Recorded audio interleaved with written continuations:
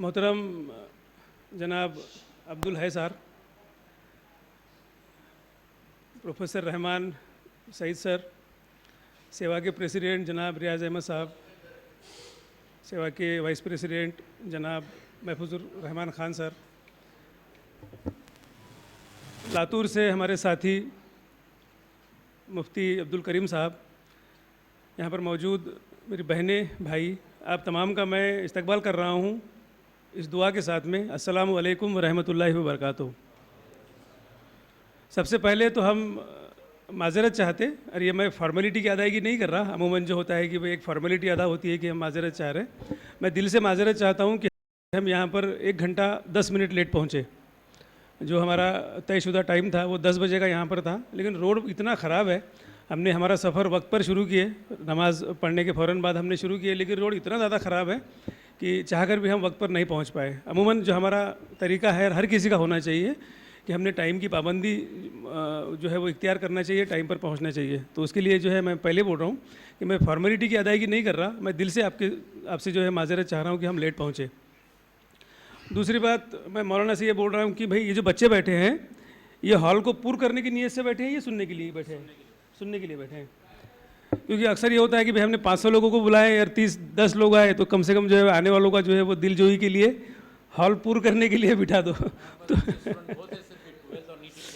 अच्छा, वो है ये। नहीं, मुझे ऐसा लगा, मुझे ऐसा गुमान हुआ कि भाई क्या ऐसा तो नहीं है कि दिलजोई के लिए जो है बिठाया जा रहा। सुनने के लिए है तो मैं वो टॉपिक को छेड़ूंगा, अगर सुनने के लिए नहीं है तो फिर जो मुझे बड़े लोगों से बात करनी है मैं उसी पर बात करूंगा। अब इंशाल्लाह जो है ना मैं मिक्स बात करूंगा। सबसे पहले तो आज जो हालत हमारी है वो इसी बात को वाज़े करती है कि तकरीबन 500 लोगों को दावत दी गई नांदेड़ शहर में, तकरीबन 500 लोगों को दावत दी गई रहमान सर ने सईद भाई ने, और वो भी डोर टू डोर जाकर 500 लोगों को दावत दिए। व्हाट्सएप पर जो मैसेजेस फैले, व्हाट्सएप ग्रुप पर जो है वो तकरीबन मेरे ख्याल से 380-400 के करीब लोग हैं, उन लोगों को जो है वो उस पर गए मैसेज, लिखे हुए मैसेज गए, और दावत ये दी गई कि कौम की जो हालत है वो पसमानदगी की है, वैसी नहीं है जैसा होना चाहिए, और इसकी वाहिद वजह है कि हम तालीम से दूर हैं। एक तंजीम है जो पिछले 8 साल से तालीमी एरिया में अच्छा काम कर रही है, और उसी सिलसिले में एक प्रोग्राम यहाँ पर मुनक्किद किया गया है, उसके लिए आपको जो है वो दावत दी जा रही है।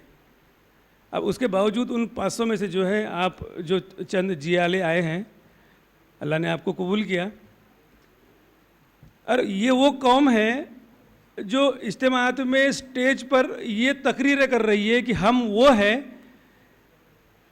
जिनके नबी पर सबसे पहली आयत जो है पढ़ाई की आई, इकरा बिस्मि रब्बिकल्लज़ी खलक़ व खलक़ल इंसान। आप गैप को समझिए, हम अल्लाह के नबी के नुमाइंदे, हम अल्लाह के नुमाइंदे, और जिस नबी पर सल्लल्लाहु अलैहि वसल्लम सबसे पहली वही, गालिबन दूसरी वही भी सूरह नूह की जो आई है, वो पढ़ाई की फिक्र को लेकर है। और यहाँ पर हम उस मीटिंग में 500-600 लोगों को दावत देने के बाद में जो है वो 20-25 लोग आते, बहनें जो है मुबारकबाद की हकदार है। ये गैप को पूर्ण करने के लिए हम लोग काम कर रहे हैं।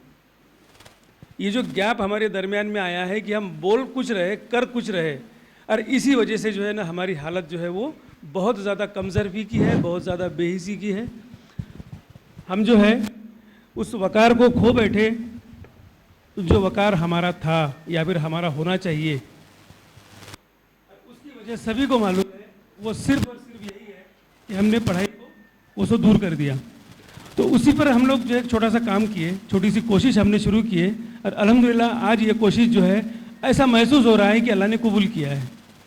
आज ये महसूस हो रहा, जो मेरी बात में आएगा, ऐसा लग रहा है कि अल्लाह ने कबूल किया है, क्योंकि अल्लाह का तरीका यही है। मैं अक्सर जो है ना मुफ्ती साहब से जब बात करता हूँ तो ये बोलता हूँ कि ये अल्लाह का तरीका है, ये अल्लाह की सुन्नत है कि जब तक 13 साल आप मक्के में दावत नहीं देते, जब तक आप 13 साल तक मक्के में जद्दोजहद नहीं करते, तब तक आपको मदीने की सल्तनत से नहीं नवाजता।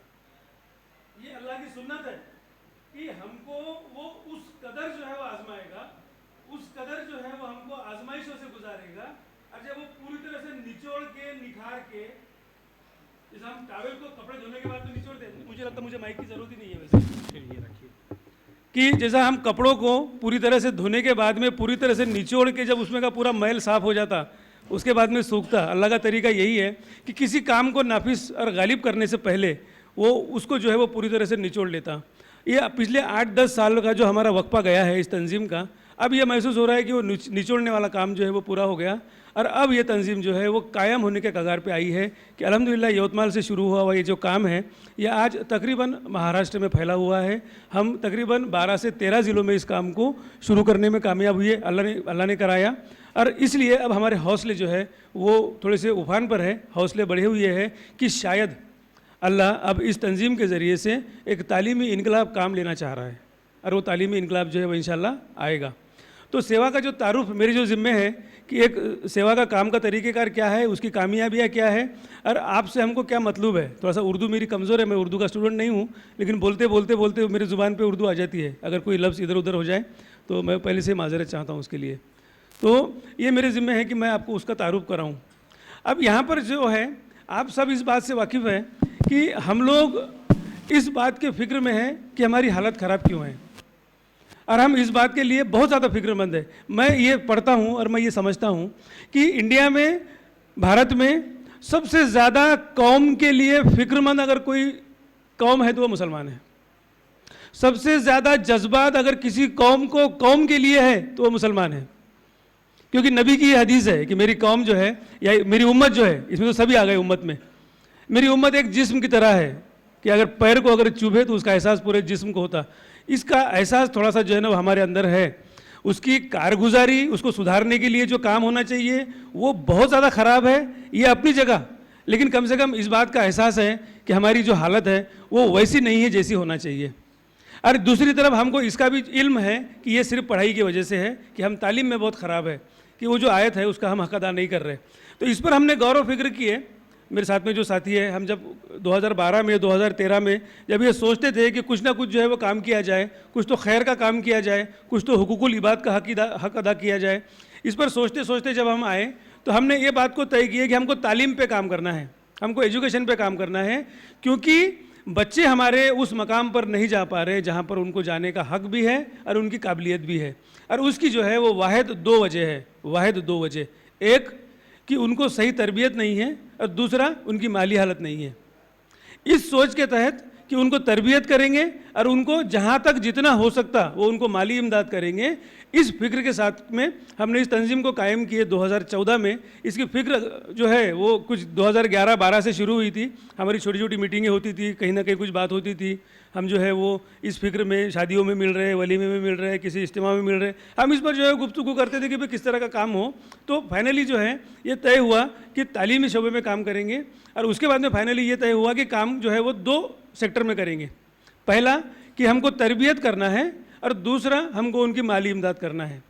अब इसकी भी वजह है कि भाई 2 चीज़ों पर क्यों, तो जो हमारा भाई 20-25 साल का जो तजुर्बा है कि अपनी अपनी जगह पर हर कोई काम कर रहा, जैसा अभी मौलाना ने बताया कि भाई यहाँ पर भी बहुत सारी तंजीमें हैं जो कोई काम करती है, क्योंकि ये फिक्र हमारे अंदर है कि कौम के लिए कुछ करना चाहिए।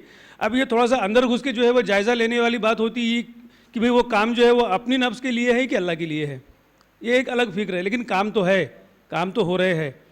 लेकिन इसमें भी हमने पाया कि तालीमी शोबे में जो लोग काम कर रहे हैं वो कहीं ना कहीं कुछ काम जो है ना वो अधूरा हो रहा।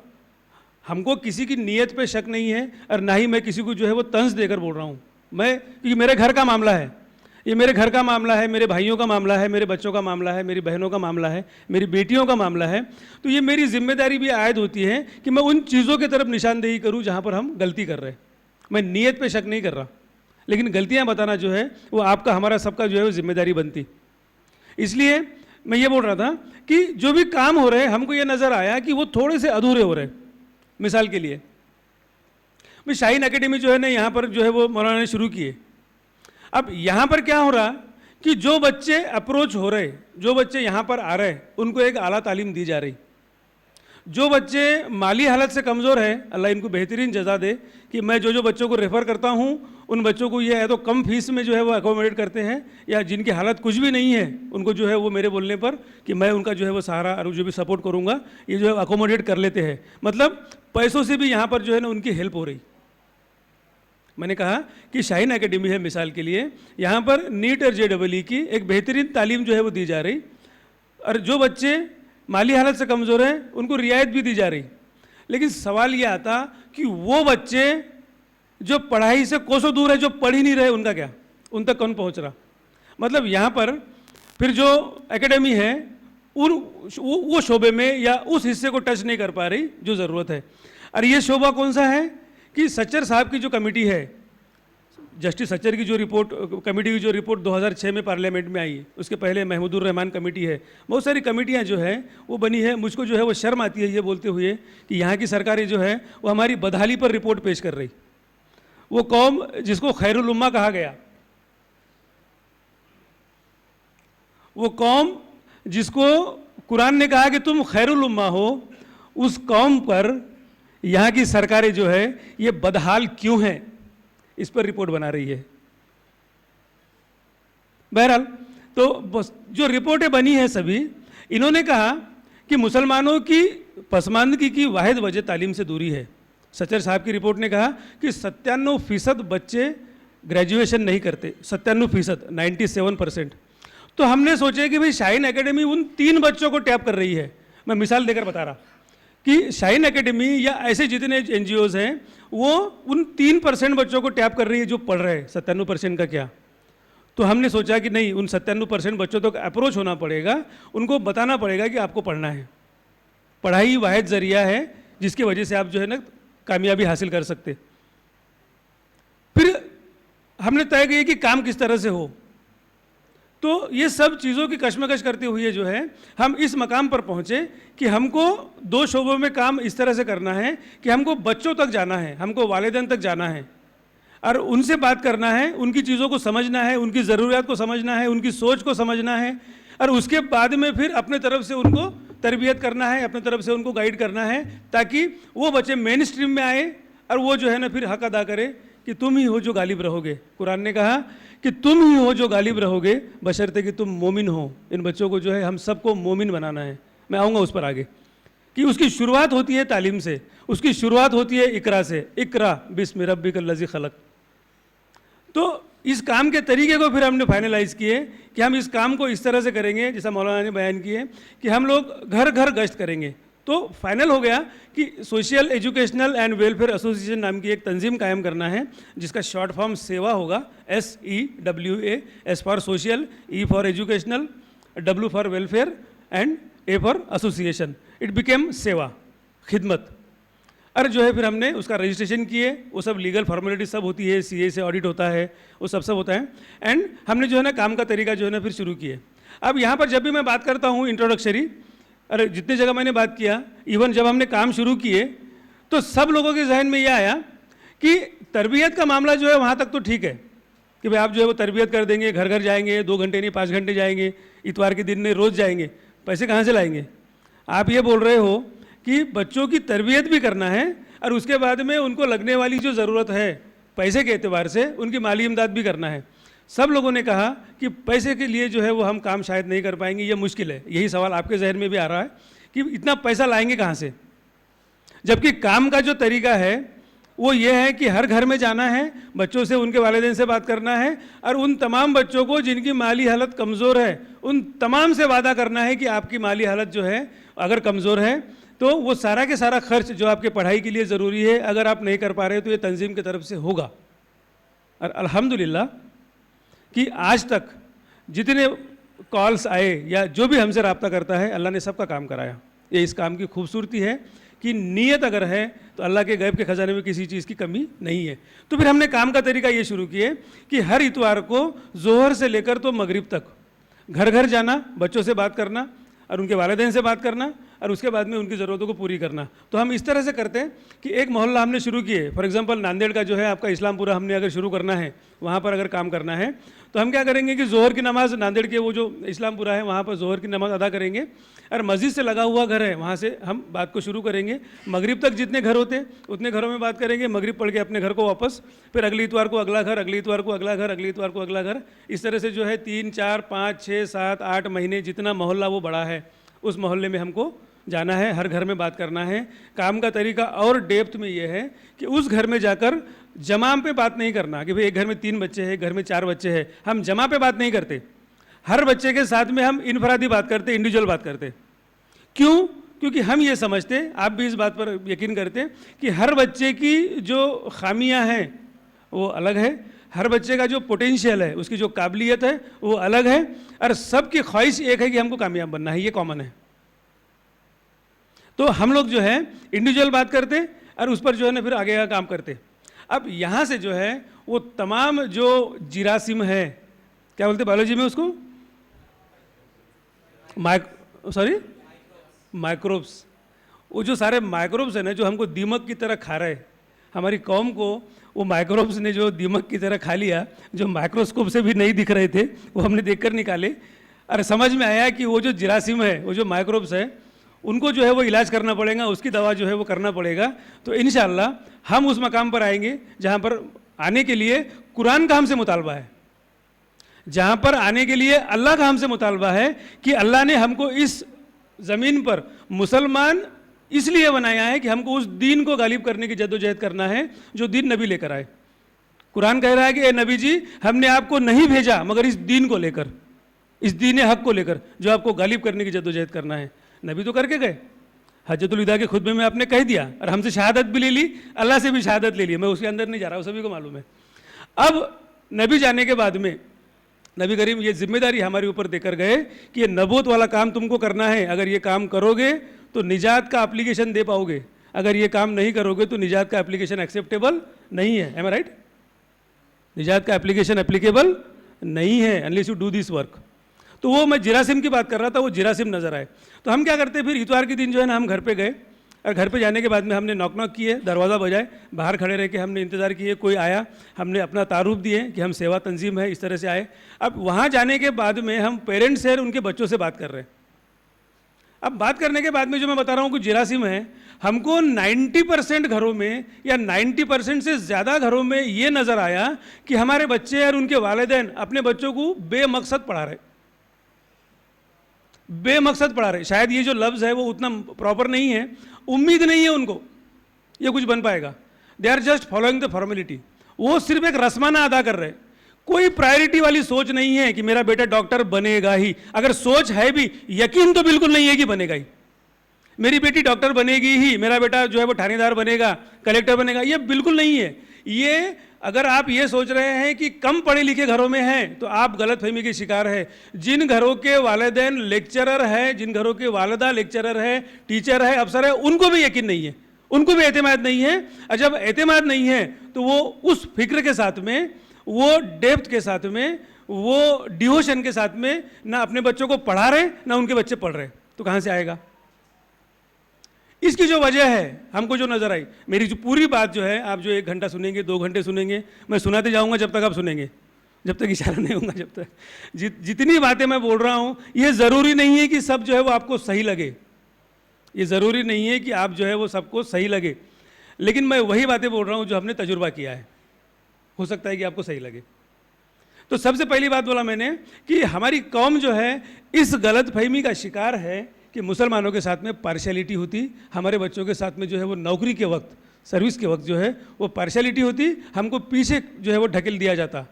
इसलिए वो जो डेप्थ है पढ़ाई की, वो जो शिद्दत है पढ़ाई की, वो कम हो गई। दूसरी कि हम इस गुमान में जी रहे कि पढ़ाई जो है वो नौकरी के लिए है। हमने कुरान को तर्क किया, वो एक अलग टॉपिक है, मुफ्ती करीम साहब जो है शायद उसको छेड़ेंगे, कि हमने वो कुरान का मैसेज समझा ही नहीं। कुरान ने कभी नहीं कहा कि तुम्हारी पढ़ाई जो है नौकरी के लिए है। कुरान ने कहा कि हमने तुमको वो सिखाया कलम के ज़रिए से जो तुम नहीं जानते थे, मतलब हम तुमको वो सिखाते हैं सब कलम के ज़रिए से, इल्म के ज़रिए से, जो तुम नहीं जानते हो।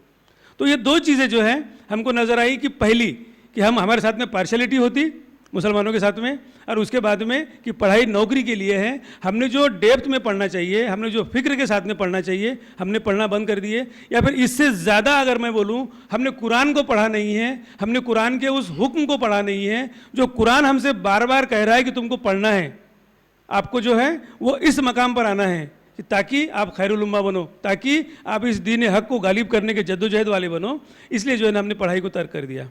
एक तीसरी चीज़ जो मैं अभी अमूमन पिछले 2 महीने से बोल रहा हूँ और पूरा कुरान का मुतालबा जो है होने के बाद में मेरे समझ में आया कि एक तीसरी गलती हमारी ये हुई, मैं गलती लफ्ज़ बोल रहा हूँ जो है वो बहुत ही जिम्मेदारी के साथ में, हमारी गलती ये हुई, हमने तालीम को 2 हिस्सों में तकसीम कर दिए। एजुकेशन को हम बोलते हैं कि एक दीनी तालीम और एक दुनियावी तालीम, ये गलती है। बहुत ही जिम्मेदारी के साथ में बोल रहा हूँ, कुरान से इसको साबित कर सकता हूँ, अगर मुझे वक्त रहा उतना, अगर सुने आपने तो मैं आगे बताऊंगा। ये सबसे बड़ी गलती हुई कि हमने तालीम को 2 हिस्सों में तकसीम कर दिए, दीनी तालीम और दुनियावी तालीम। मैं ये बोल रहा हूँ जो कि मैं जो है वो तालिब इल्म हूँ कुरान का, मैं तालिब इल्म हूँ हदीस का। उस बुनियाद पर ये बोल रहा हूँ मैं, मुसलमान के लिए दुनिया की ज़िंदगी जो है वो किसी तरह भी दुनिया की नहीं है। पूरी की पूरी ज़िंदगी जो है वो सिर्फ दीन के लिए है। क्योंकि हमने एक हदीस सुनी है, मैंने थोड़ा सा हल्का करने के लिए बोल रहा हूँ आपको, मज़ा के अंदाजों में। भाई हमने ये बारहा ये हदीस सुनी है कि तुम्हारी दुनिया की ज़िंदगी जो है ये जन्नत की खेती है। सुने, दुनिया की ज़िंदगी है मुसलमान की, मोमिन की क्या है? जन्नत की खेती है। Whatever you cultivate and plant here you will have the fruits in आखिरा। जो भी आप यहाँ पर जो है वो खेती में बोओगे, आपको आखिरत में जो है ना उसका फल मिलेगा। 18-20 साल की मेरी पढ़ाई जो है फिर दुनिया के लिए कैसे हो सकती?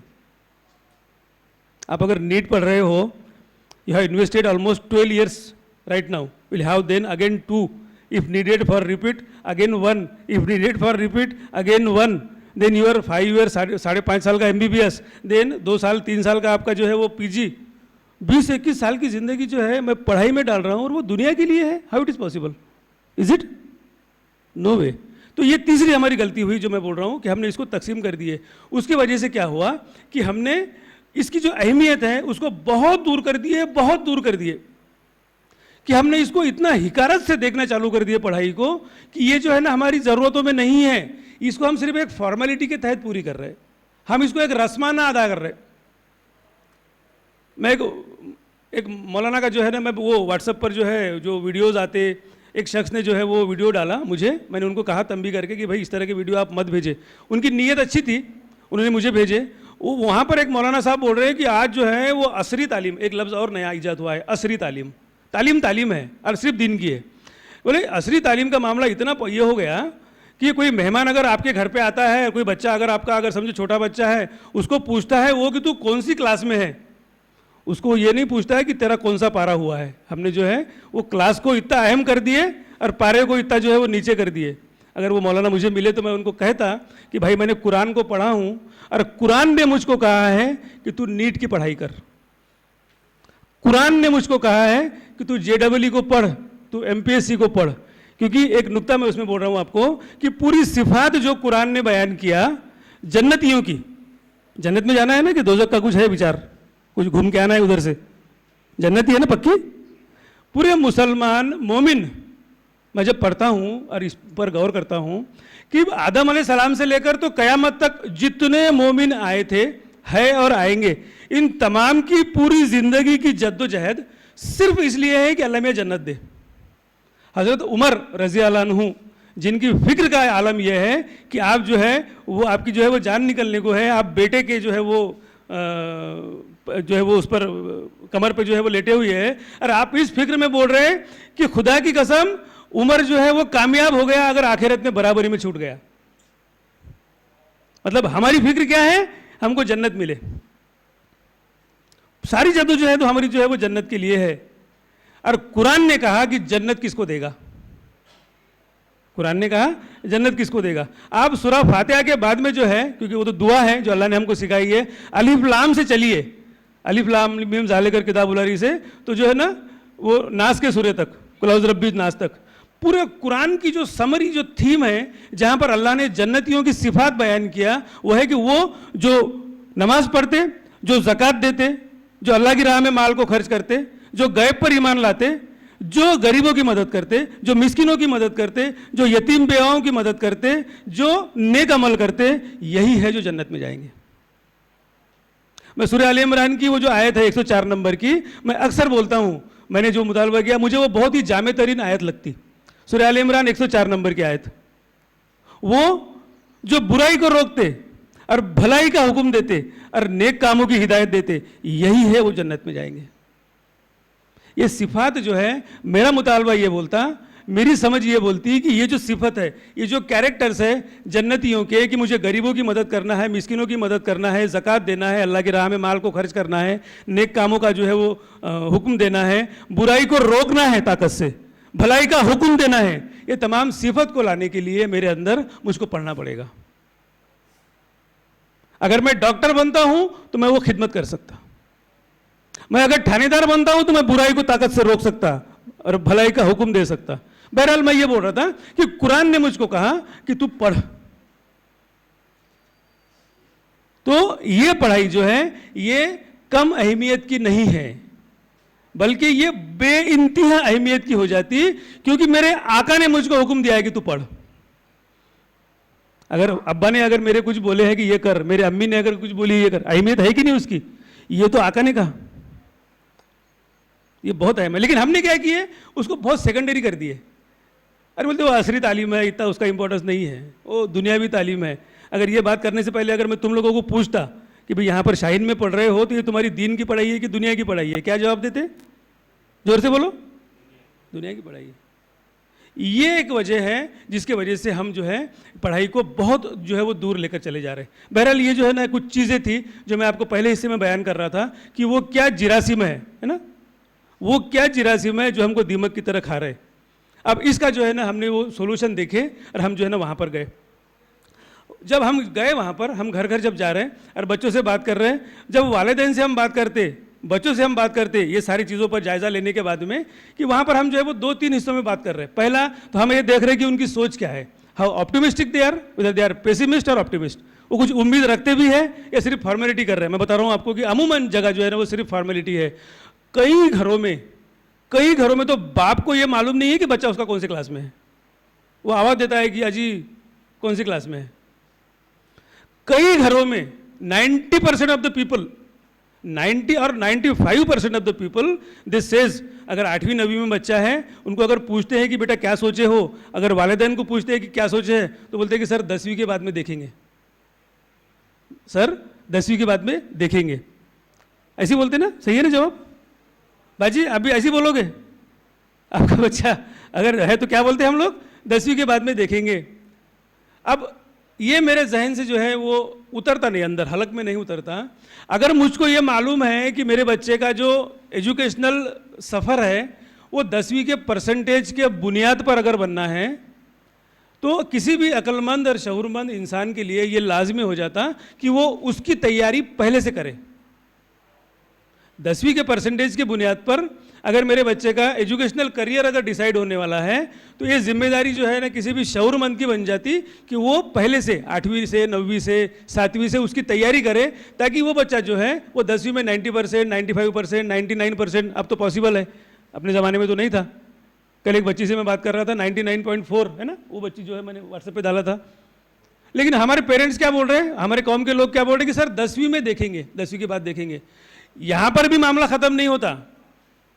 एक घर का तजुर्बा आपको बता रहा मैं कि वालिदा भी टीचर, वालिद भी टीचर। अब वो लोग बेईमानी कर रहे हैं अपने पेशे के साथ में, इसलिए अल्लाह उनको जो इधर उसका सिला दे रहा है, ये बात और है। मैं बोलने में बहुत कड़ू हूँ क्योंकि मैं सही बोलता हूँ। अब उनकी बच्ची है, एक बच्ची जो बीएससी फर्स्ट ईयर कर रही, वो हमारे सामने रो रही। वो जितने टॉपिक पे बात करूंगा तो 4-5 घंटे में कम पड़ जाएंगे।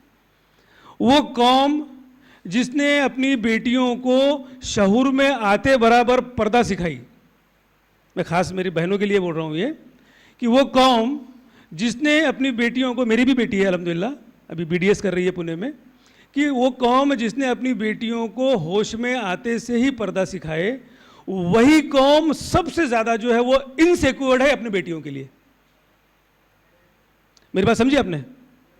थोड़ा सर्वर हिला के बताओ मुझे, आप मुझे समझ रही नहीं समझ रही बाजी? मेरी बात समझे आप? नहीं समझे? हाथ हिला के बताओ, आवाज़ नहीं आ रही आपकी, समझे ना?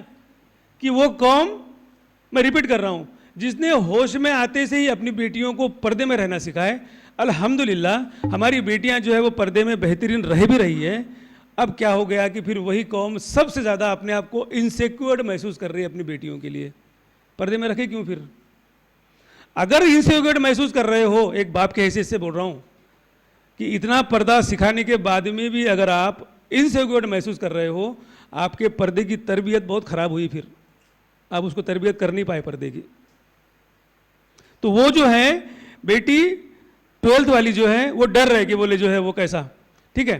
अब तीसरा जो इबरत जहां पर आना चाहिए थी, उनका बेटा है 8वीं में, उनका बेटा है 8वीं में, जहाँ पर दो जो है वो केसेस हमारी वैसी नहीं हो पाई जैसी होना चाहिए थी।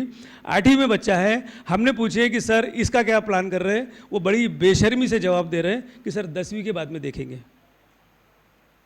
ये कौम की हालत है पढ़ाई के ताल्लुक से। हमने इसको बहुत पीछे ढकेल दिया, हमने इसको बहुत पीछे ढकेल दिया, इतनी पीछे ढकेल दिया कि उसको खींचते खींचते जो है ज़मीनी सतह पर लाने के लिए एक पीढ़ी को काम करना पड़ेगा। दूसरी तरफ हम इज्तिमात में बयान दे रहे, हम तकरीरें कर रहे हैं कि हम पर जो है, हालांकि पूरे इंसानों पर आई है, लेकिन हम दावा कर रहे हैं कि सिर्फ हम पर वो सबसे पहली वही आई थी, इकरा बिस्मि रब्बिकल लज़ी खलक, है ना। तो ये जो चीज़ें हैं, उसके बाद में हम वहाँ पर जब जा रहे हैं, मैं वहाँ पर था कि हम जब जा रहे हैं तो हम जायज़ा ले रहे हैं उनकी सोच का, और उसके बाद में हम उनसे बात कर रहे हैं। अब यहाँ से जो है वो एक्चुअल काम चालू हो रहा। अब यहाँ से आप पॉजिटिव बातें सुनिए, अभी तक मैंने आपको नेगेटिव सुनाया, अब यहाँ से पॉजिटिव सुनिए। वहाँ पर जाने के बाद में हम जब बोल रहे हैं उनको, हम ये बोल रहे हैं कि भाई इस गलत फहमी से बाहर निकलिए कि हमारे लोगों को नौकरियाँ नहीं लगती।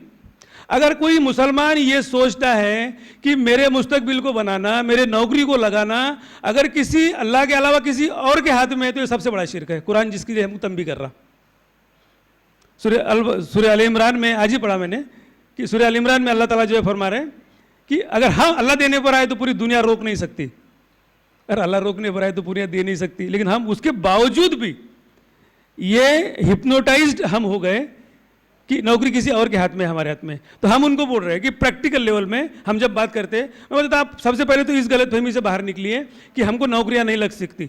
अगर ऐसा होता तो मैं जो हूं अल्हम्दुलिल्लाह क्लास 1 ऑफिसर हूं, मुझे नौकरी नहीं लगती। अगर आपको यह लगता है कि आप गरीब है, गरीबी की वजह से आपके बच्चों को नौकरी नहीं लगेगी, मैं खुद मजदूरी किया हूं, मेरे वालिदैन मजदूरी करते थे, 4 रुपए 2 रुपए रोज से मैंने खुद काम किया हूं, अल्हम्दुलिल्लाह क्लास 1 ऑफिसर हूं। अगर आपको यह लगता है कि आपके बच्चों को नौकरी लगाने के लिए बहुत बड़ा कॉलेज, बहुत इंग्लिश मीडियम के स्कूल, बहुत बड़े शहर होना, तो भी गलत फहमी है। मैं एक देहात से हूं, जिला परिषद के स्कूल से पढ़कर आया हूं।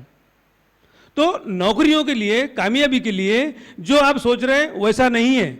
आपको जो है नौकरी के लिए वो करना पड़ेगा जो नौकरी हासिल करने के लिए करना पड़ता। हम आपको बता रहे हैं वो क्या है कि आपको सबसे पहले तो एक मकसद कायम करना पड़ेगा।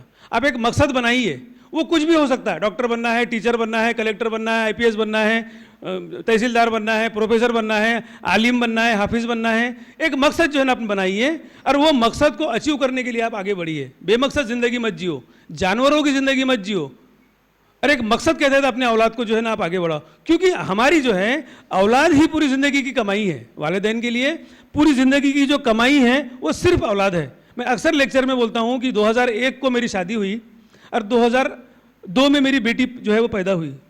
1 साल हम दोनों मियाँ बीवी थे। 2002 से हम सिर्फ माँ और बाप की ज़िंदगी जी रहे। ये आप लोगों ने जो है वो बहुत अच्छे से समझना चाहिए।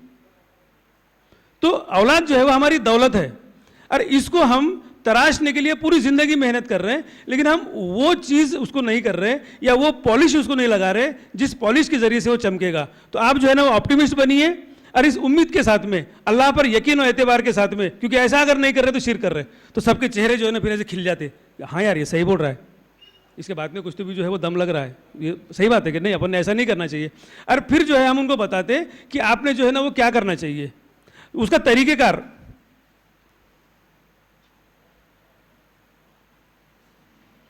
हो गया देखना इधर, हो गया देखना उधर, बोलूँ मैं? ये बहुत बुरी आदत है। इसका मैसेज ये जाता है, या तो मैं अच्छे से बोल नहीं पा रहा हूँ, या आप अच्छे से सुन नहीं पा रहे हैं। क्या हो रहा? अगर आपका ध्यान इधर भटक रहा, मैं अच्छे से बोल नहीं पा रहा हूँ या आप सुन नहीं पा रहे, क्या वजह? ये बच्चे को बोल रहा मैं, वो पीछे वाला क्यों देख रहे थे इधर आप?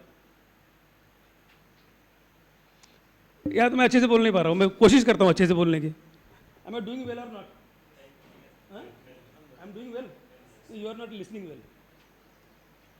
आपको सुनना पड़ेगा अच्छे से। मैं एक सेंटेंस बोलना भूल गया जो मैं अक्सर बोलता हूँ कि मुझको अगर समझना है तो पहले 5-10 मिनट आपको मेरे साथ चलना पड़ेगा। नहीं तो नहीं समझ पाओगे। और एक और बोलता हूँ मैं कि इसके बाद में अगर ऐसी हरकत हुई तो बोलना मैं बंद कर दूंगा। अगर आपको मुझको सुनना नहीं है तो आपको ये इख्तियार है कि आप थोड़ी सी जो है ना चुलबुल करिए। आप इधर देखिए, आप उधर देखिए, आप जो है वो थोड़ा सा कान को खींचिए, आप जो है बाल को खींचिए। मैं समझ जाऊंगा कि आपको मुझको सुनना नहीं है, कि तो किसी में तो ये हिम्मत तो है ही नहीं कि भाई किसी मुकर्रिर को खड़ा होकर बोले कि भाई बस कर, बहुत बोर हो गया। बोल पाएगा कोई? नहीं बोल पाता।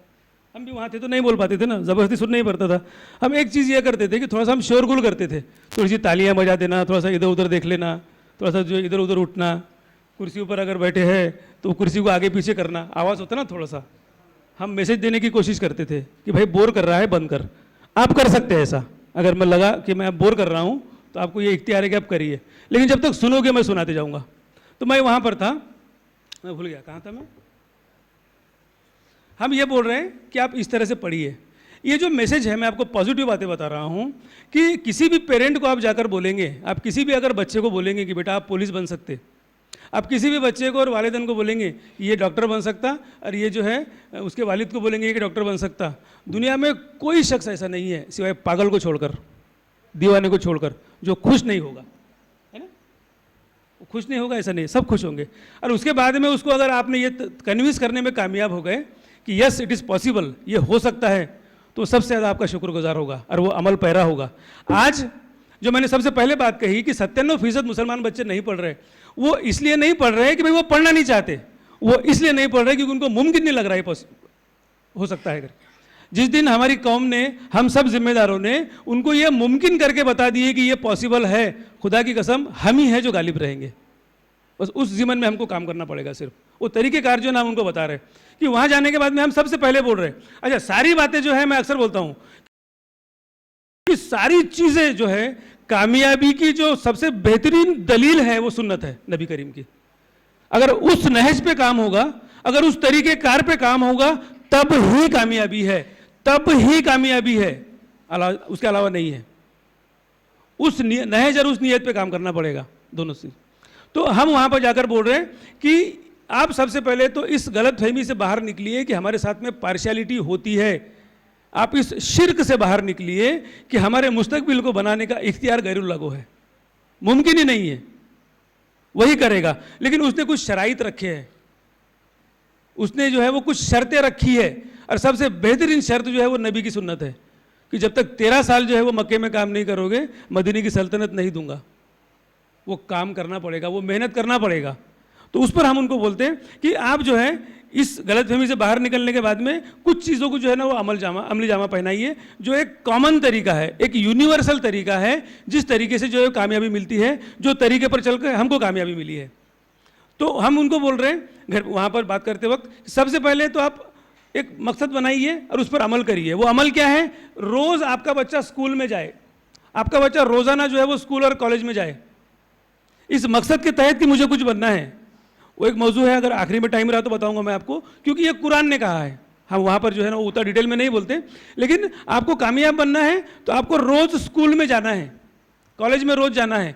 नानी आ गई, फुप्पी आ गई, वलीमा है, शादी है, सर्दी है, बारिश आ गई, हमारे साथ में ढेर सारे बहाने हैं नहीं जाने के लिए। एक ही वजह होंगी, वो वजह ये है कि अगर बच्चा खुद बीमार है, वो स्कूल में नहीं जा रहा। दूसरा कि पेरेंट्स कम से कम महीने में 1 मरतबा या 2 मरतबा स्कूल में जाए, कॉलेज में जाए, और जायज़ा ले कि जो बच्चे जो है वो स्कूल में ढंग से पढ़ रहे कि नहीं पढ़ रहे, टीचर्स बराबर पढ़ा रहे नहीं पढ़ा रहे। हम जब घर घर जाते हैं, वो जो प्राइमरी के जो टीचर्स है या हाई स्कूल के जो बच्चे हैं, उनके पेरेंट्स हमको बोलते हैं कि कहाँ सर, वहाँ तो पढ़ाते ही नहीं कुछ। अरे ये आपको भी मालूम है, अरे ये मामला ख़राब जो है वो सिर्फ मुस्लिम इदारों में है। मुस्लिम इदारे का टीचर जो है वो बच्चे को बोलता है कि मेरा पान लेकर आ। आपको मिशनरी स्कूल में ये मामले नहीं दिखेंगे। तो हम बोल रहे हैं दूसरा काम कि आपको स्कूल में जाना है, कॉलेज में जाना है और बच्चे की पढ़ाई का जायज़ा लेना है। आप टीचर से मुलाकात करिए, मैथ्स वाले से, इंग्लिश वाले से, साइंस वाले से, क्या मामला है, क्यों बच्चा जो है कमज़ोर है, स्कूल में आता तो बराबर बैठता नहीं बैठता, पढ़ता नहीं पढ़ता, ध्यान देता नहीं देता। अब ये आप जब काम करने लग जाओगे, आपका बच्चा भी है, आपकी बच्ची भी आपको बोलने को लग जाएंगी कि हाँ वो जो टीचर है ना वो बराबर पढ़ाते नहीं, वो जो है ना वो डांटते, वो जो टाइम पास करते, वो क्लास में जो है ना वो मोबाइल से खेलते हुए रहते, वो जो टीचर है हमारी वो जो है ना वो मेथी की भाजी स्कूल में लाती, वहाँ आके तोड़ती। वो खुलेगा मामला सब। और वो चीज़ें हमको नज़र आएंगी, हमारे सामने आएंगी, जिसकी वजह से हमारे बच्चे अच्छे से पढ़ नहीं पा रहे। आज अमूमन लोगों की ये शिकायत है कि हमारे स्कूलों का आलम खराब है कि नहीं है? वजह वही है कि टीचर नहीं पढ़ा रहे, स्कूल का मामला खराब है। डॉक्टर इलाज अगर नहीं हो रहा, इसका मतलब क्या है कि डॉक्टर बराबर इलाज नहीं कर पा रहा। तो हम बोल रहे हैं दूसरा काम कि स्कूल में आप जाइए और जायजा लीजिए और आपके स्कूल के दरमियान में एक रिश्ता कायम करिए। मुसलमान जो हैं इस गलती में और एक है गलती बता रहा, हमको ये लग रहा है कि स्कूल की तालीम और कॉलेज की तालीम दिलाने की जिम्मेदारी टीचर की है और कुरान और हदीस पढ़ाने की जिम्मेदारी जो है मौलाना की है। हमारी जिम्मेदारी सिर्फ पैसे कमाने की है और उन पर खर्च करने की है। हम उस ज़िमन में उस तरह से चल रहे हैं, इसलिए वो पढ़ाई का मामला जो है बराबर नहीं हो रहा। तो दूसरा काम ये बोल रहे हैं हम। तीसरा काम ये बोल रहे हैं कि आप बच्चों को उनके हाथ में मोबाइल मत दो। हम अपने बच्चों को 25-25, 30-30 हज़ार रुपए का मोबाइल खरीद के उनकी ज़िंदगी बर्बाद करने का जरिया उनको दे दे रहे हैं। हम शैतान की कितनी बड़ी गिरफ्त में है इसका अंदाज़ा लगाइए। और उसके बाद में 500 रुपये महीने का, 700 रुपये 3 महीने का जो है ना उसको रिचार्ज भी करके दे रहे। उसका अपना नंबर है। हम जब कभी बच्चे को उसके वालिदैन को फ़ोन करते कि भाई आपकी बेटी से बात करनी थी, आपके बेटे से बात करना था, या उसका क्या मामला हुआ, 12वीं में क्या रिजल्ट आया, वो तो सर उसका ये नंबर है ना, आप डायरेक्ट उससे बात करिए ना, क्या ज़रूरत है उसको। जबकि मालूम है आपको कि इसके ज़रिए से जो है ना वो सारे फितने जो है उसके ज़िंदगी में वहीं से आ रहे हैं। फिर आपको मालूम पड़ता है कि वो रात को 12 बजे तक चैटिंग कर रहा है या फिर चैटिंग कर रही है। ऐसे बहुत सारी चीज़ें वहाँ पर आ रही। हम तीसरा काम बोल रहे हैं कि मोबाइल अपने बच्चों को मत दो। अगर आपको ज़रूरत लगती है कि भी उसका आपको मालूम पड़ना चाहिए कहाँ पर है, तो उसको वो फ़ोन दो जो सिर्फ फ़ोन सुने और फ़ोन बात बोले, एंड्रॉयड मत दो। और चौथा काम हम ये बोल रहे हैं जो आज हर शहर में जो सबसे बड़ा संगीन मामला बना हुआ है वो ये कि मगरिब के बाद में अपने बच्चों को बाहर जाना बंद कराओ। मगरिब के बाद में बच्चों को घर में रखो, उनको पढ़ने के लिए बिठाओ। ये सुन्नत नबी है। अल्लाह के नबी दावती काम के अलावा कभी मगरिब के बाद में बाहर को नहीं जाते थे अपने हुजरे से। अगर दावत का मामला है तो ये बाहर निकलते थे और बच्चों को पढ़ने के लिए बिठाओ। ये 4 काम हम करने के लिए बोल रहे हैं। पहला कि आप रोज़ बच्चों को स्कूल कॉलेज भेजो। दूसरा कि आप बच्चों को आप खुद स्कूल में जाओ, कॉलेज में जाओ। तीसरा मोबाइल उनके हाथ से छीनो। चौथा मगरिब के बाद में उनको पढ़ने को लगाओ। हम सवाल करते बाद में कि अगर इतना काम आप कर सकते कि नहीं कर सकते। हमारी बहनें और भाई जो है बड़ी खुशी खुशी बोलते कि हाँ सर ये तो बिल्कुल कर सकते। हम बोल रहे हैं कि ये करने के बाद में आपके बच्चे की पढ़ाई जो है वो बिगड़ेगी या सुधरेगी? सर बिल्कुल सुधरेगी। हम बोल रहे हैं कि आप यही करो। अगर आप इतना करते हो तो 8वीं 9वीं से शुरू किया हुआ काम 7वीं 6वीं से शुरू हुआ काम अगर साल 2 साल अगर समझो आपने कर लिए, आपके बच्चे की पढ़ाई जो आज कमज़ोर है, उसके जो सब्जेक्ट कमज़ोर हैं, अगर वो सुधर गए, वही बच्चा जो है इस यकीन में आ जाएगा कि मैं कुछ बन सकता हूँ। आपको डबल से उसको बोलने की ज़रूरत नहीं है, क्योंकि एक शऊरमंद बच्चा 12 साल, जब इस्लाम ने कहा कि बच्चा बालिग हो गया 12 साल के बाद में, इसका मतलब वो तमाम शऊर अल्लाह उसको दे देता है कि उसकी ज़िंदगी के लिए क्या अच्छा है क्या बुरा है। 6वीं क्लास से ऊपर जो बच्चा है वो समझने लग जाता है कि उसकी ज़िंदगी के लिए क्या अच्छा है, लेकिन वो कर इसलिए नहीं रहा क्योंकि उसको यकीन नहीं है। यकीन क्यों नहीं है? क्योंकि उसके सब्जेक्ट खराब है। सब्जेक्ट्स अगर उसके सुधर गए, जब उसको ये यकीन आने लग गया, कॉन्फिडेंस आने लग गया कि मेरा mathematics, biology, English, Hindi, Urdu सब अच्छी है, वो खुद तय करेगा कि मुझे डॉक्टर बनना है, वो खुद तय करेगा कि मुझे कलेक्टर बनना है, मुझे अफसर बनना है। करेगा नहीं करेगा? इस तरह से करोगे तो आपका बच्चा जो है वो 9वीं 10वीं तक आते आते जो है कॉम्पिटिटिव लेवल का हो जाएगा। कॉम्पिटिटिव इन द सेंस कि वो सारे सब्जेक्ट्स उसके अच्छे हो जाएंगे और उसको एक जो सपना है, जो ख्वाब है, या एक लय जो है वो उसको मिल जाएगी कि मुझको जाना कहाँ पर है। क्योंकि जो माशरा है उसमें सब चीज़ें अपने आप मिल जाती। डॉक्टर अच्छा रहता, कलेक्टर अच्छा रहता, इंजीनियर अच्छा रहता, पुलिस अच्छा रहता, कौन अच्छा रहता, आलिम अच्छा है, हाफिज़ अच्छा है, कारी अच्छे हैं, ये सब चीज़ें उसको मिल जाती है और एक शौक़ जो है ना वो पैदा कर लेता है। अब दूसरा मरहला आता है आपका कि इन सब चीज़ों के लिए जो है असबाब की जो ज़रूरत है, रिसोर्सेज की ज़रूरत है, वो कहाँ से आएंगे? अब उसके लिए हम उनको जवाब दे रहे हैं कि वो तमाम रिसोर्सेज, वो तमाम असबाब जो आपके पास में नहीं है इन बच्चों के तालीम के लिए, वो सारे के सारे असबाब ये तंजीम की तरफ से आपको मुहैया होंगे। और मैं जो है वो मजाकिया बोलता भी हूँ कि इंशाल्लाह हम आपको पिज़्ज़ा से भी फास्ट सर्विस देंगे। वो पिज़्ज़ा वाला बोलता है ना आधे घंटे में नहीं आया तो फुकट, हम बोलते हैं कि हम पिज़्ज़ा से भी फास्ट जो है वो सर्विस देंगे। अल्लाह की कसम खाकर बोल रहा, अभी तक जो है वो अल्लाह ने पिज़्ज़ा से भी फास्ट सर्विस दिलाया है, पिज़्ज़ा से भी फास्ट सर्विस दिलाया है। नीयतों पर सारे मामले हैं। तो फिर हम क्या कर रहे हैं, ये तमाम गुफ्तगू करने के बाद में, अब मैं उसमें डिटेल में नहीं जा रहा, वो गुफ्तगू करने के बाद में हम उनका पूरा डाटा ले ले रहे हैं हमारे पास में, हमारे फ़ोन नंबर उनको दे रहे हैं और उनसे अपील कर रहे हैं कि आपको अगर किसी भी चीज़ की ज़रूरत पड़ती है तो आप हमको कॉल करिए, इंशाल्लाह हम सब करेंगे। और फिर उनके जो है हम अगले घर में जाते, फिर उनके फ़ोन आते और वो सारी चीज़ें हम जो है ना उनके लिए कराते। ये हो गया काम का तरीका। एक पहला है कि हम लोग हर इतवार को गश्त कर रहे हैं, डोर टू डोर, जोहर से लेकर मगरिब तक। दूसरा काम है हमारा कि हम लोग नुक्कड़ सभाएं करते मगरिब से ईशा के बीच में। जैसा अभी तुम्हारे यहाँ पर भी कॉर्पोरेशन के इलेक्शन आ रहे हैं, अभी सब निकलेंगे बाहर, तो होते ना वो नुक्कड़ सभाएं कि अब हम ही है जो सबसे खैर ख्वाह है, और वहाँ पर जो तकरीरें बयाने होते हैं, हम उसी जो है वो नहज पे मगरिब से ईशा के बीच में नुक्कड़ सभा करते और यही चीज़ें बयान करते, जहाँ जो मैंने आपको बोला हमारे महफूज सर जो है इनकी एक जामे तकरीर होती है उसमें, और वहाँ पर हम बता रहे कि क्यों पढ़ना है, किस तरह से पढ़ना है, और उसके बाद में हम बता रहे कि पूरा सपोर्ट जो है इस तंजीम की तरफ से आपको होगा। तीसरा काम हमारा है कि हम लोग एक दिन की जमात लेकर जाते हैं, एक दिन की जमात एजुकेशनल। ये पहली मरतबा है शायद इंडिया में कि एक जमात निकल रही है जो फिजिक्स और केमिस्ट्री की बात कर रही है। हम देहातों में जाते हैं 40-50 किलोमीटर के रेडियस में, और वहाँ पर हम ये बात करते। ये काम का जो है वो तरीका हो गया। अब मैं आखिरी हिस्से में आ रहा हूँ कि काम का हासिल क्या हुआ। 2014 में ये हमने यवतमाल में शुरू किए थे, तो इसमें हमने बाद में जो है फिर चंद्रपुर में शुरू किए, उसके बाद में जो है ना वो वर्धा में शुरू हुआ। आज जो है ये काफिला जैसा मैंने कहा कि तकरीबन 12 से 13 ज़िलों में हो रहा है। इस काम से यवतमाल के अलावा पूरे महाराष्ट्र के लोग जुड़े हुए हैं, महाराष्ट्र के बाहर से भी लोग जुड़े हैं, इंडिया के बाहर से भी लोग जुड़े हैं। बहुत सारे गवर्नमेंट सर्विसेज वाले हैं, IAS है, IPS है, रिटायर्ड ऑफिसर्स वगैरह जो है, एक बड़ा काफिला है जो अल्लाह ने कबूल किया और वो आगे बढ़ रहा है। अभी तक तकरीबन 2 करोड़ रुपये हमने खर्च किए बच्चों के पढ़ाई पर। It includes the A4 size notebook 20 से 25 रुपये का से लेकर तो UPSC एंड PhD, ये पूरा जो है ना इसमें समाया हुआ है कि हम ये कर रहे हैं। 2 करोड़ के करीब हमने पैसा खर्च किए। यवतमाल में हमने MPSC की क्लासेस शुरू किए, वहाँ पर लाइब्रेरी बनाए, और लाइब्रेरी का निज़ाम भी ऐसा है कि बिल्कुल ओपन टू ऑल, मस्जिद के जैसा, कोई भी आए वहाँ पर पढ़े, और मस्जिद के जैसा कि सब चीज़ें वहीं पर है। मुसल्ला भी वहीं पर मिलेगा, कुरान भी वहीं पर मिलेगा, स्टैंड भी वहीं पर मिलेगा, पानी पीने की भी वहीं पर है, वज़ू भी वहीं पर है, सब चीज़ें वहीं पर है। तो वहाँ पर जो है वो सब चीज़ें हैं। हमने MPSC की स्टेट सर्विसेज की रेसिडेंशियल क्लासेस चालू किए for boys and girls both. वहाँ से जो है अभी तक तकरीबन 70 के करीब बच्चे जो है वो गवर्नमेंट जॉब में लग गए यवतमाल से। इसमें जो है वो इंजीनियर्स लगे, बैंक में लगे, पुलिस में लगे, तुम्हारे कोर्ट में लगे, प्राइवेट कंपनीज़ में लगे, मल्टीनेशनल कंपनीज़ में लगे। इसके अलावा हम लोग जो बच्चे ज़्यादा हाई प्रोफाइल है, ज़्यादा जो है वो ओरिएंटेड है, जो पहले से सिविल सर्विसेज का जो है वो ओरिएंटेशन रखते, उनको हम लोग पुणे भेजते, दिल्ली भेजते, बम्बई भेजते, हैदराबाद भेजते।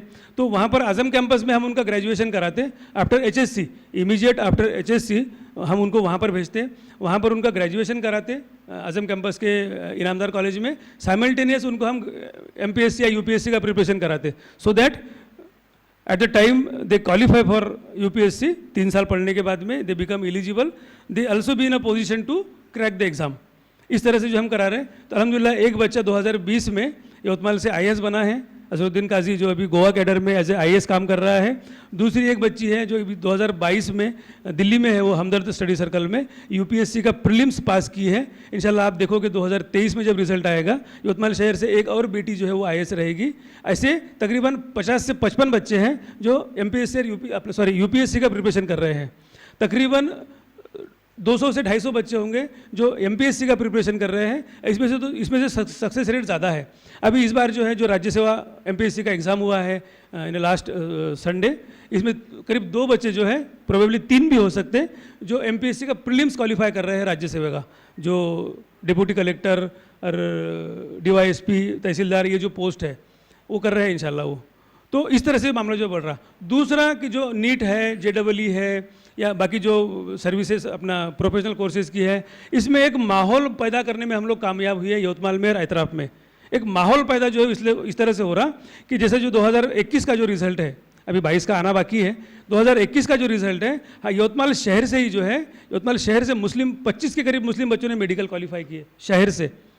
और जो एक आम मूवमेंट जो बन रहा वो बहुत ही जो है वो खुशगवार है, बहुत ही ज़्यादा खुशगवार है। जैसे मैं पुसद का अक्सर मैं एक लेक्चर में जो है वो मिसाल देता हूँ कि हम लोग हमारे यवतमाल के पास एक देहात में थे, हमारा प्रोग्राम था, मैं वहाँ पर बात कर रहा था, प्रोग्राम खत्म हुआ, मुझे पुसद से फ़ोन आया एक बच्चे का, 2021 का जो रिज़ल्ट आया उसमें उसका फ़ोन आया, वो मेरी शुक्रिया अदा कर रहा था कि सर आपका बहुत शुक्रिया, मुझे 598, I scored 598 in first attempt, और मस्ट बी गेटिंग नायर और लाइक दैट, है ना, इन 598।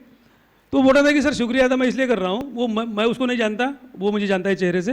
मैं जब स्टैंडर्ड 8 में था तब आप पुसद में आए थे, और जो है ना आपका मैंने लेक्चर सुना था, I got so inspired and started preparation, in that result I got 598 in a first attempt, and was another second girl who scored 602, 602, same class की बच्ची, उसने भी वही बोली, we were inspired to hear you. आपको सुनने के बाद में हमारे अंदर जो है वो एक जज्बा पैदा हुआ। तो ये जो मूवमेंट है वो बहुत बढ़ रहा। हमने वहाँ पर इंजीनियरिंग के क्लासेस चालू किए, हमने वहाँ पर लॉ के क्लासेस चालू किए, अभी कल ही हमने उसका डीडी बनाए, हमारे प्रेसिडेंट साहब ने जो है उस पर सिग्नेचर किए। एक बच्ची है अदीबा नाम की, हमने जो है एलएलबी के क्लासेस चालू किए वहाँ पर। हमारे यवतमाल शहर के जो वकील से उनको बोले कि आप पढ़ाओ इनको बच्चों को आकर, उन लोगों ने जो है वो क्लासेस चालू किए। ये जो बच्ची है अभी कॉलेज की, हमारे यवतमाल डिस्ट्रिक्ट का जो कॉलेज है उसकी एलएलबी में टॉप किया उसने, लॉ में उसने टॉप किया। अब उसको हम जज की तैयारी करा रहे हैं उस बेटी को। कल ही उसका जो हमने पैसे भरे, उसका जो है वो 15,000 रुपये का डीडी बनाए। तो लॉ है, इंजीनियरिंग है, एमपीएससी है, यूपीएससी है, नीट है, जेडबलई है। हमारे ऐसे 3 बच्चे सीए बने हैं यवतमाल से। अभी एक बच्ची जो है वो नेहा नाम की, 30 किलोमीटर पे एक शहर है बाबुल गाँव, वहाँ की बच्ची जो है उसके वालिद ड्राइवर है नेहा। शी कंप्लीटेड ग्रेजुएशन, अभी उसका बीकॉम हुआ। कुछ 2-2.5 साल पहले बिफोर कोविड हम जो है वो वहाँ पर हमारे प्रोग्राम्स हुए थे बबुल गाँव में, हमने डोर टू डोर कैंपेन भी किया वहाँ पर। शी गॉट इंस्पायर्ड एंड उसने जो है ना अभी कॉमर्स पूरा किया है, फाउंडेशन सीए के लिए अप्लाई की उसने, उसका हमने फीस भरे। तो ऐसे there are number of cases, याद भी नहीं है हमको, क्योंकि हमारा मकसद जो है वो सर गिनना नहीं है। हम एक आम मूवमेंट क्रिएट करना चाह रहे हैं इसके ज़रिए से, कि आम मूवमेंट इस तरह से कि कौम में ये जो बेहिसी है, ये जो पढ़ाई के लिए जो है वो नाउम्मीदी है, वो बाहर आए। और वो बाहर जो है वो तब ही आएगी जब हमारे कौम के बच्चों को और उनके वालिदैन को हम वो तरीका बताएंगे जिस तरीके पर वो कामयाब हो सकते। और वो हम जो तरीका बताएंगे वो तरीका भी उनको यकीन आना चाहिए कि हाँ ये होता है और ये लोग करते हैं, तब जाके जो है वो लोग बाहर निकलेंगे और अपने बच्चों को जो है ना वो पढ़ाएंगे और मामला जो है वो आगे बढ़ेगा। सर को बात करनी है मेरे बाद में, पुणे का कुछ अपना एक्सपीरियंस जो है वो शेयर करेंगे। उसके बाद में आपके कुछ सवाल है आखिर के हिस्से में, जो बातें मुझसे छूट रही है, मुझे मालूम है जो मुझे पूरा बोलना है मैं नहीं बोल रहा, और जानबूझकर नहीं बोल रहा क्योंकि सर को बोलना है। तो आखिर के हिस्से में जो है ना हम कुछ सवाल लेंगे।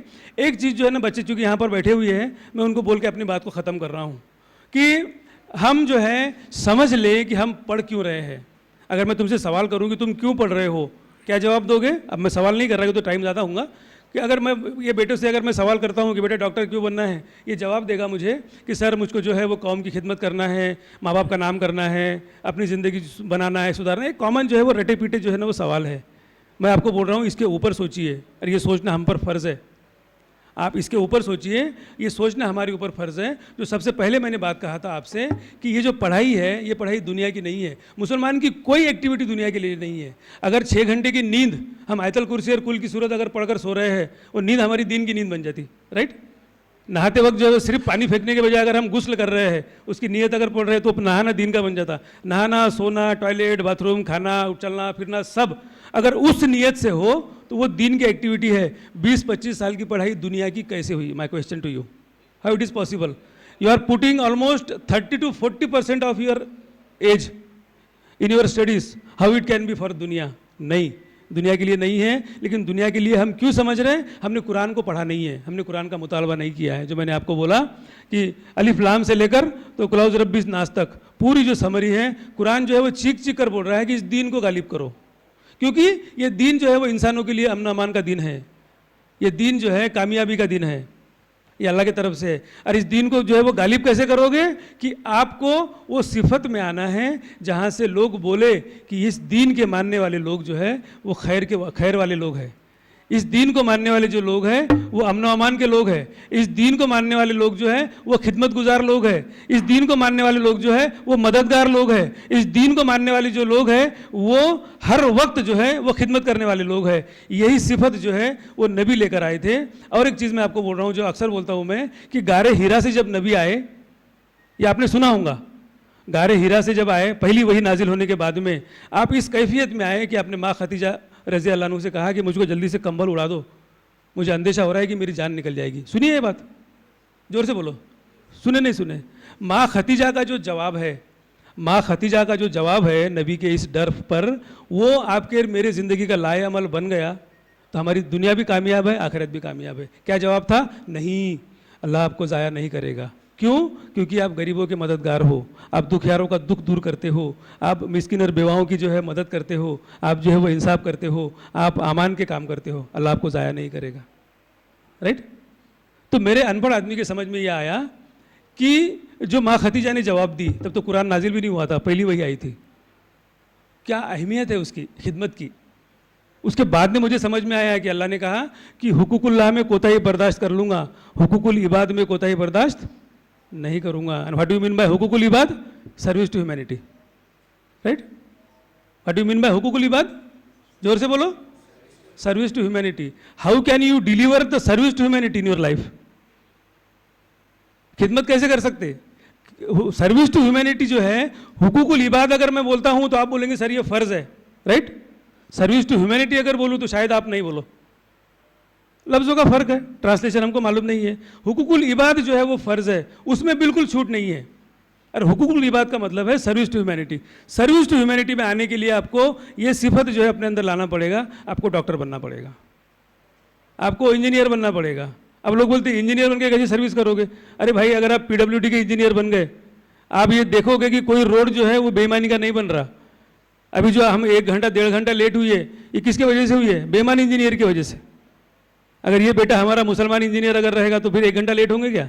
ये सब चीज़ें जो है मिलाकर जो है वो दीन बनता है। वो बोलूँ तो मैं और बहुत लंबा आ जाएगा, मैं सिर्फ आपको इतना इशारा दे रहा। आपकी जो पढ़ाई है ये इस तरह से दीन की पढ़ाई है कि अल्लाह ने कहा है, कुरान ने कहा है कि आप डॉक्टर बनिए, आप इंजीनियर बनिए, क्योंकि आपको सर्विस टू ह्यूमैनिटी का हक अदा करना है। तो फिर ये आपकी पढ़ाई जो है वो दुनिया की है कि दीन की है? जोर से बोलो। शौक है कि इबादत है? इबादत में कोताही बर्दाश्त करते? सबसे पागल दुनिया में इबादत के एतबार से सबसे पागल मतलब दीवानी कौम अगर कोई है, हम है। हमको नाज है उस पर। हम इतनी दीवानगी के साथ में इबादत करते। एक बच्चे से मैं पूछ रहा था कि बेटा रोज़ा रखे तुमने, और तुम जो है वो जोहर तक आते आते जो है वो तुमको ऐसा हो गया कि बिल्कुल जान निकल जाती, प्यास लग गई, भूख लग गई, क्या करोगे? बोले सर कुछ नहीं, बर्दाश्त करेंगे। बोला क्यों? अल्लाह ने आपको इजाज़त है कि आप बाद में कज़ा रोज़ा बाद में कर लेना पूरा, अगर जान पर मामला आ गया तो आपको इजाज़त है कि आप छोड़ने। बोले नहीं सर। बोला क्यों? तो उसने जवाब दिया, बड़ा प्यारा जवाब दिया कि सर हुक्म है कि रोज़ा नहीं तोड़ सकते। हुक्म है कि रोज़ा नहीं तोड़ सकते। दूसरा मतलब क्या है कि हुक्म है कि आपको रोज़ा पूरा करना है चाहे जान चली जाए। मैं आपको ये बोल रहा हूँ कि आप कुरान को पढ़िए, आप पर हुक्म है कि आप डॉक्टर बनिए। पढ़ाई को छोड़ सकते? छोड़ सकते? क्यों? क्योंकि इबादत है। अब ये बता रहा हूं कि ये क्यों इबादत है, क्योंकि कुरान का मुतालबा है। अब पूरे कुरान को पढ़िए। कुरान जो है वो चीख चीख कर बोल रहा, आप जो है वो ज़कात देने वाले बनो। कुरान बोल रहा है कि आपके माल में से खर्च करो। सूरह अल बकरा आयत नंबर 177 जो है गालिबन, उसका तर्जुमा आपको बता रहा हूं मैं कि नेकी यही नहीं है कि जो है ना पूरे भर मगरिब और मशरिब की तरफ मुंह कर लो, बराबर है मोतू साहब? बल्कि कि गैब पर ईमान लाओ, बावजूद वो माल बावजूद उसको अजीज रखने के खर्च करो। आखिर में आ रहा है नमाज और जो है वो रोजे रखो उस सूरत में। तो आपको जो है तमाम जगह पर कुरान बोल रहा है कि आपको वो सिफत पैदा करना है आपके अंदर कि आप जो है वो ज़कात देने वाले बनो, आप जो अल्लाह की राह में माल खर्च करने वाले बनो, गरीबों की मदद करने वाले बनो, मिस्किनों की मदद करने वाले बनो, यतीम और बेवाओं की मदद करने वाले बनो। जो मैंने आपको बताया कि आपको जो है वो इंसाफ कायम करने वाले बनना है। सूरह आल इमरान की 104 नंबर की जो आयत बोल रही है, ये सारी चीज़ें आप तभी कर सकते हो जब आप सक्सेसफुल हो। U becomes doctor, U becomes engineer, U becomes police, U becomes IPS, U becomes IS। ये मुतालबा जो है ना कुरान का हमसे। वो जो दीन का मामला है, वो दीन क्या है? दीन किसको बोलते हैं हम लोग? कि दीन जो है the socio economy and the political system of the community, the system है ना। Socio economy and political system of the ideology. Islam is nothing but an ideology. वो आइडियोलॉजी में कि तुम्हारा जो है वो सोशल सिस्टम क्या है, जो सूरह निसा ने बयान किया। शादियों के तरीके क्या है, तलाक के तरीके क्या है, प्रॉपर्टी तकसीम के तरीके क्या है, तुम्हारे जो है वो माँ का हुकूक, बाप का हुकूक, ये तमाम चीज़ें, it becomes the society of a Muslim. Economic, हमारे यहाँ GST और सेल्स टैक्स नहीं है। वी हैव ज़कात एंड जजिया। मुसलमान ज़कात, नॉन मुस्लिम जजिया। हमारा लॉ एंड ऑर्डर, चोरी करोगे हाथ काट डालेंगे, कितना भी लाडला रहो बेटा, साबित हो गया हाथ काटना ही पड़ेगा। नाक का बदला नाक, कान का बदला कान, खून का बदला खून। ये कुरान ने सब बोला है। We don't have like supreme court और वहाँ पर जो है वो कपिल सिब्बल जैसा वकील अगर खड़ा हो गया तो झूठ को सही साबित कर देगा। वी हैव शरई अदालत। इसमें कुरान और हदीस में जो मैच हो रहा वो फैसला, ये सब मिलाकर जो है वो दीन बनता है। कहाँ पर है दीन? ये सब मिलाकर दीन कहीं नजर आता? जबकि हम पर यह मुतालबा है कुरान का कि तुम इस दीन को गालिब करने के जद्दोजहद करने वाले बनो। ये जो दीन है, हम इसको गालिब करने की कोई जद्दोजहद नहीं कर रहे, इसलिए जो है वो अल्लाह की तरफ से हमको मदद नहीं आ रही। तो ये पढ़ोगे अगर, तो इससे ये सब चीज़ें निकल कर आएगी। हमारा ये बेटा जब डॉक्टर बन गया, और इस नीयत से अगर ये नीट को पढ़ रहा है कि मैं डॉक्टर बनूंगा और मैं वो प्रैक्टिस डेवलप करूंगा कि किसी भी गरीब को पैसों की कमी की वजह से जो है वो इलाज से मजलूम नहीं रहना पड़ेगा, मैं कोई माल प्रैक्टिसेस इस पेशे में आने नहीं दूंगा, और मैं वो सिस्टम डेवलप करूंगा कि लोग कहेंगे कि डॉक्टर हो तो ऐसा हो, डॉक्टर हो तो मुसलमान जैसा हो। ये नीयत से जब पढ़ रहे तुम, तो अल्लाह जो है वो आपके काम में जो है ना वो बरकत देगा। और इस नीयत से अगर पढ़कर तुम वहां पर बन गए, और जब तुम जो है वो अपने आप को एज ए मुस्लिम रिप्रेजेंट करोगे, you will be the best source of तबलीग इस्लाम। There is no other way better than this, कि अपने आप को आइडियल बनाकर पेश करो। आज तो हमारा मामला यह है कि हम खुद अपने आप को गालियां देते, लोग हमसे कहाँ इंप्रेस होंगे। इस नीयत से आप पढ़ो, ये कुरान का मुतालबा आपसे है। और आखिरी बात, दो बातें बोल रहा हूँ कि हमको जो है वो क्यों ये सब चीज़ें फ़र्ज़ ऐन है। जब मैंने शुरू में कहा कि अल्लाह जब किसी कौम को उसकी शरीयत देता, वो कौम they becomes the representative of Allah. हम जो है यहाँ पर अब अल्लाह और उसके नबी के रिप्रेजेंटेटिव है।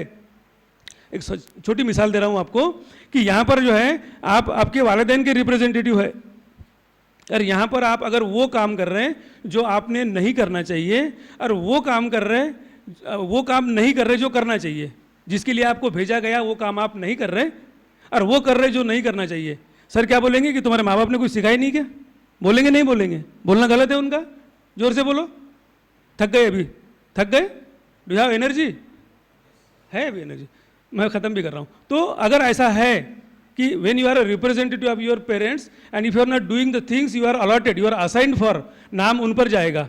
Being a Muslim, being a उम्मत मुस्लिमा के नाते हम अल्लाह और उसके नबी के रिप्रेजेंटेटिव है इस दुनिया में। अगर हम वो काम नहीं करेंगे जो करने को कहा गया, और वो करेंगे जिससे मना किया गया, तो पूरी तोहमत हमारे नबी पर जा रही, अल्लाह पर जा रही, जो हमको बिल्कुल बर्दाश्त नहीं है ना। और आप इस फिक्र से बाहर निकलिए। आखिरी बात बोलकर ख़त्म कर रहा हूँ, very thank you very much कि आपने इतना बर्दाश्त मुझको किया। आखिरी बात बोलकर ख़त्म कर रहा हूँ कि इस शिर्क से बाहर निकलिए कि आप कामयाब नहीं होने वाले, या कोई और रोकने वाला है। उसकी छोटी मिसाल दे रहा हूँ मैं कि मैं अगर तुम्हारे यहाँ पर नौकर हूँ, मैं अगर तुम्हारे यहाँ पर नौकर हूँ, और आपने जितने मुझको काम बोले हैं मैंने वो अगर किए, तो मुझे पगार दोगे कि नहीं दोगे? जोर से बोलो। अगर नहीं किया तो दोगे? नहीं दोगे। अगर अल्लाह ने जो काम हमको असाइन किए हैं, वो काम की अगर हम मेहनत कर रहे हैं, अल्लाह मियाँ पगार देगा कि नहीं देगा? जोर से बोलो। वो तो गफूरुर रहीम है, वो पगार भी देगा, बोनस भी देगा। वो करो पहले, इंशाल्लाह जो है ना हम कामयाब रहेंगे। दो शेर पढ़ रहा हूँ आखिरी के, और अपनी बात को ख़त्म कर रहा हूँ, जो अमूमन पढ़ता हूँ कि आओ मिलकर रेत निचोड़े, अपने हिस्से में अब समंदर नहीं आने वाला। आओ मिलकर रेत निचोड़े, अपने हिस्से में अब समंदर नहीं आने वाला, और अपने काबे की हिफाजत अब हम ही को करनी होगी, अब कोई अबाबिल का लश्कर नहीं आने वाला। अरे दूसरा एक शेर है जो अल्लामा इकबाल का है कि वक्त है फुर्सत है कहाँ, जो मैं मेरे जो बहनें आई है और जो भाई आए हैं, कि आप यकीन मानिए कि हम ही है जो जियाले है आप और हम, जिसने अल्लाह को कबूल किया कि हम कुछ खैर का काम करें। अल्लामा इकबाल ने कभी कहा था कि वक्त ये फुर्सत है कहाँ, काम अभी बाकी है। वक्त ये फुर्सत है कहाँ, काम अभी बाकी है, नूर तौहीद का एहतमाम अभी बाकी है। अस्सलामु अलैकुम व रहमतुल्लाहि व बरकातुहू।